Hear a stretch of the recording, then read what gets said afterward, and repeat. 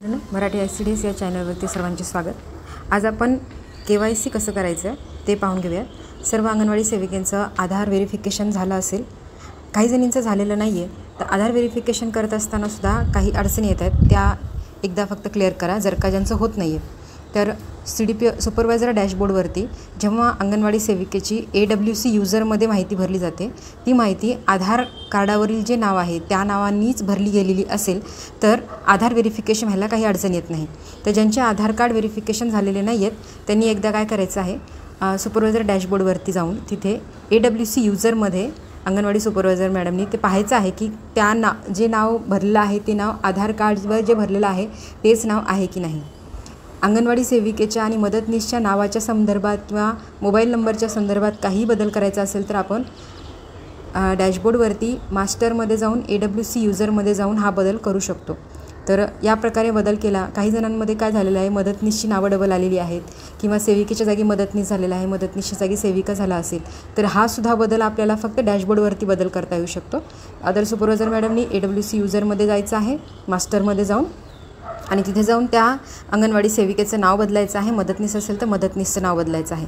आणि त्यानंतर आधार व्हेरिफिकेशनच्या 2 tick mark already आलेले आहेत, तरी पण आधार व्हेरिफिकेशनमध्ये नाव येत असेल तर तुम्ही एकदा ते चेक करून घ्या की ते नाव आणि ते नाव बरोबर आहे का।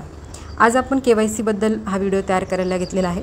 तर KYC कसं करायचं आहे ते आपण एकदा पाहूयात। जसं आधार व्हेरिफिकेशन आपण केलेलं आहे त्याप्रमाणेच सेविकेचं इथे वरती व्ह्यू प्रोफाईलमध्ये आपल्याला करायचं आहे आणि मदतनीसचं जे आहे ते AWH प्रोफाईल किंवा अंगणवाडी मदतनीस खालून 4 नंबरला जो ऑप्शन आहे अपडेट AWH प्रोफाईल यावरती तुम्हाला जाऊन करायचं आहे।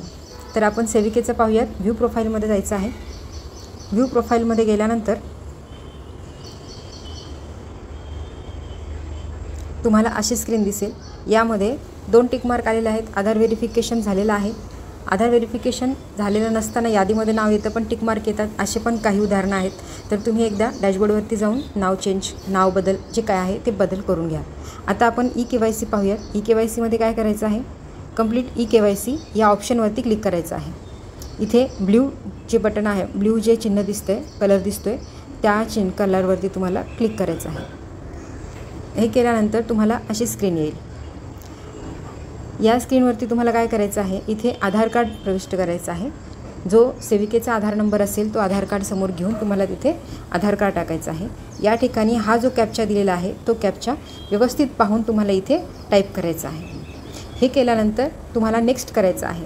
आता नेक्स्ट केल्यानंतर जो आधार कार्ड तुम्ही इथे टाकणार आहात त्या आधारला जो फोन नंबर लिंक असेल तो लिंक असलेला फोन नंबरवरती एक OTP येतो। 10 मिनिटासाठी तो OTP डिस्प्ले होतो, म्हणजे 10 मिनिटानंतर त्याची एक्सपायरी होते। तर 10 मिनिटामध्ये तुम्हाला तो OTP जो आहे तो तिथे टाकायचा आहे आणि तुम्हाला पुढे जायचं आहे। पुढे गेल्यानंतर तुम्हाला 6 नंबर डिजिट कोड विचारला जातो।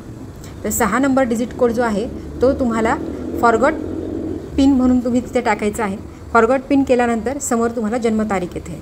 तर जन्मतारखेवरती तुम्हाला आधार कार्डवरती जी जन्मतारीख आहे ती जन्मतारीख तुम्हाला तिथे टाकायची आहे।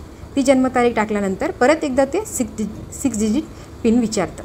तर ती पिन तुम्हाला जी 6 अंकी नंबर टाकायचा आहे तो 6 अंकी नंबर जो की कोणालाही शेअर न करता तुम्ही तो नंबर टाकू शकता, जो तुमच्या लक्षात राहील आणि सबमिट करायचा आहे। तर KYC सक्सेसफुल असा मेसेज येतो आणि 2 ग्रीन टिक मार्क येतात कंप्लीट म्हणून। तर तसं झालं तरच तुमचं KYC पूर्ण झालं आहे। काय होतं आहे, आपण ही प्रोसेस करत असताना कधीकधी एरर येतो आणि KYC पूर्ण होत नाही। तर अशा वेळेस तुम्हाला 2दा ते 3दा ही प्रक्रिया करावी लागेल। काही सेविकांच्या बाबतीमध्ये एकदा केल्यानंतरच पूर्ण होतं आणि काही सेविका आणि मदतनीसच्या बाबतीमध्ये परत OTP पाठवावा लागतो आणि त्या पद्धतीने ते KYC कंप्लीट करून घ्यावं लागतं।